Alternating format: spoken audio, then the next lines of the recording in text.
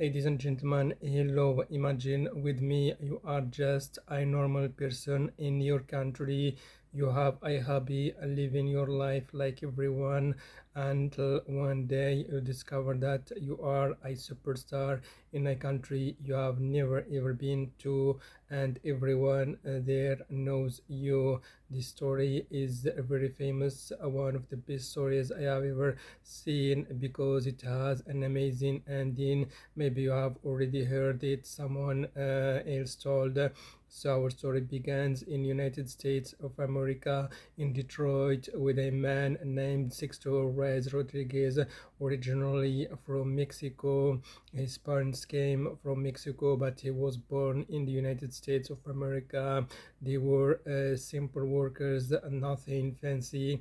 He has he was the sixth child, which is why they named him Sixto. Sixto loved music and guitar. School wasn't really his thing, so at the age of 16 he quit and started working like his parents, simple manual labor, construction, anything to earn enough to live. But unlike his parents, he had his passion for music. By day he worked, by night he was performance more shows in bars, something for free, sometimes eating a little bit, just because he loved it and don't want to stop. Sixto also had a very unique style.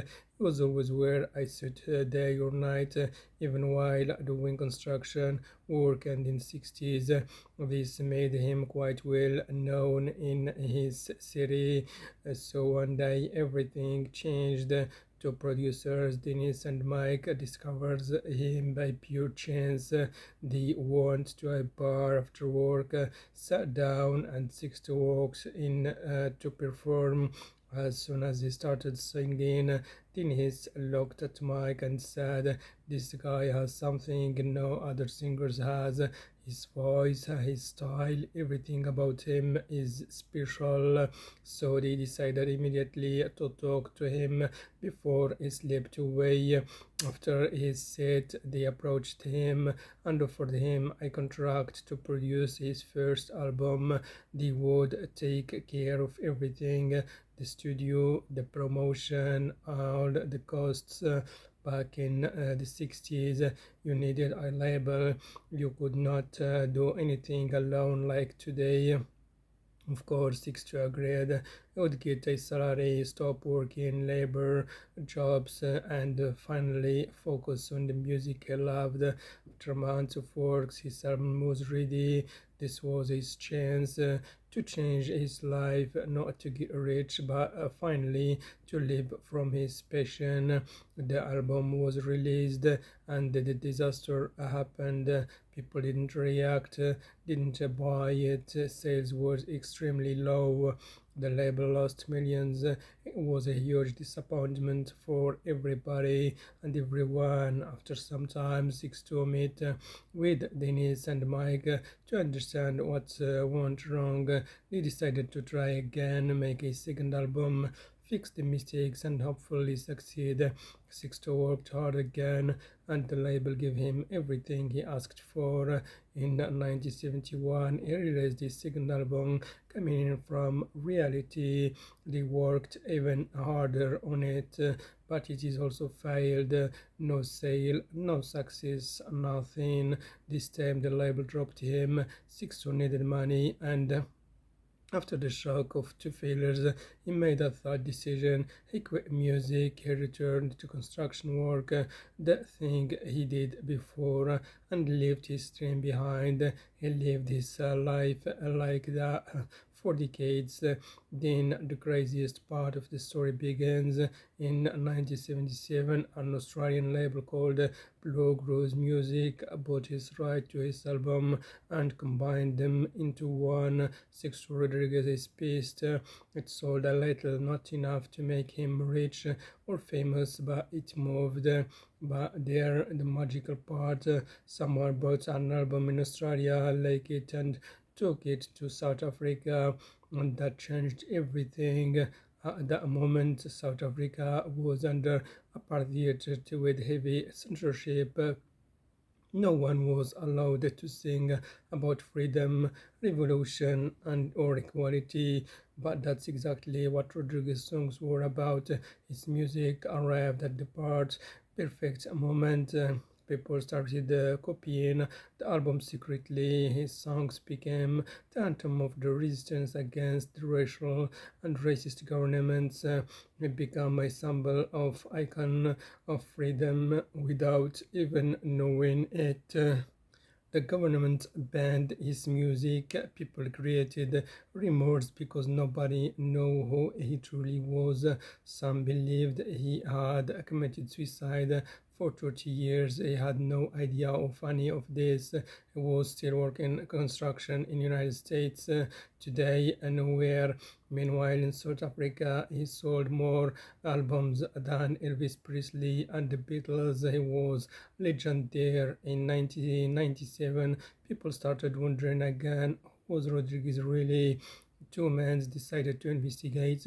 A South African journalist teamed up with a record shop owned and using this new innovation called the internet. They recreated a small website telling the story and asking for information.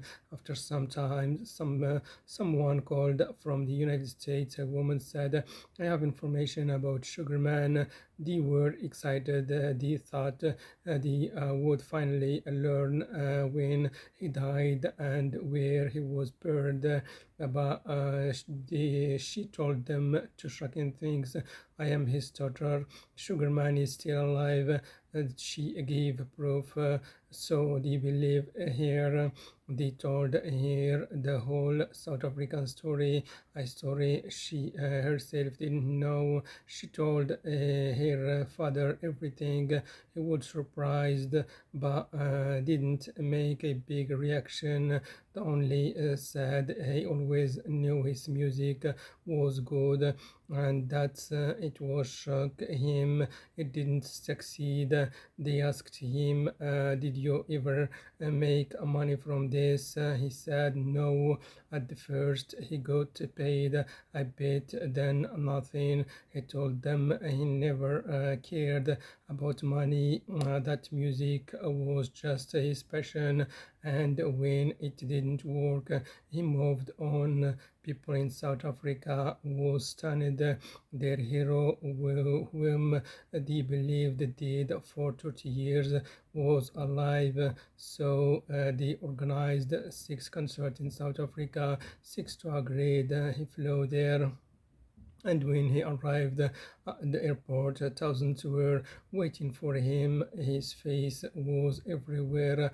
For a man who was a construction worker the day before, it felt unreal, like a dream. All 6 concerts were sold out, stadium filled, people cried just seeing him. It was magical, and the most legendary part was after earning all that money while he was actually poor, he donated every cent to charities and returning to United States, to America, living his simple life, working in construction again. But there another story inside this story.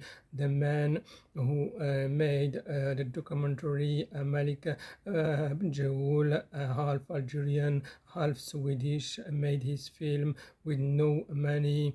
He started and edited everything on basic software, learned music, filming, editing, and everything. It was his first documentary. The documentary Searching for Sugar Man won the Oscar for Best Documentary.